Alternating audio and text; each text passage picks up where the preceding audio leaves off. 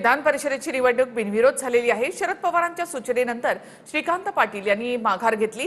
श्रीकांत पाटील यांनी माघार घेतल्यानंतर राष्ट्रवादीचे उमेदवार विक्रम काकडे यांनी जल्लोष केलाय। पुणे विधान परिषद निवडणुकीत महायुतीचे राष्ट्रवादीचे विक्रम काकडे यांची बिनविरोध निवड झाली। राष्ट्रवादीच्या सुनील टिंगरे यांनी दाखल केलेला डमी अर्ज मागे घेतलाय। त्यानंतर प्रदीप कंद आणि शरद पवारांच्या राष्ट्रवादीचे उमेदवार श्रीकांत पाटील यांनीही उमेदवारी अर्ज मागे घेतला। श्रीकांत पाटील यांनी माघार घ्यावी यासाठी संजय काकडे यांनी शरद पवारांना फोन केला। मुलाच्या बिनविरोध निवडीसाठी संजय काकडे यांनी शरद पवारांना फोन केला। शरद पवार यांच्या सूचनेनंतर श्रीकांत पाटील यांनी माघार घेतली। 2012 मध्ये शरद पवारांच्या आदेशानंतर संजय काकडे यांनी राज्यसभेसाठी माघार घेतली होती।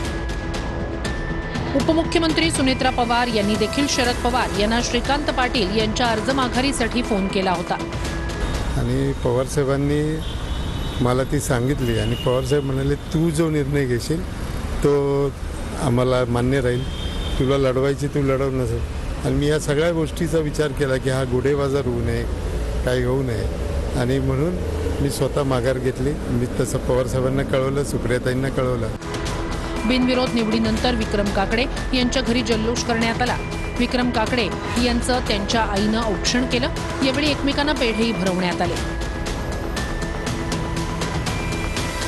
शरद पवार पक्षाचे जे उमेदवार होते, विरोधी पक्षाचे श्रीकांत पाटील यांची उमेदवारी मागे घेतली गेली। संजय काकडेंनी शरद पवारांना फोन केल्याचं कळतंय। मला ते आश्चर्य वाटतंय, ती माघार आश्चर्यकारक आहे की काकड्यांसाठी पवारांनी माघार घ्यावी।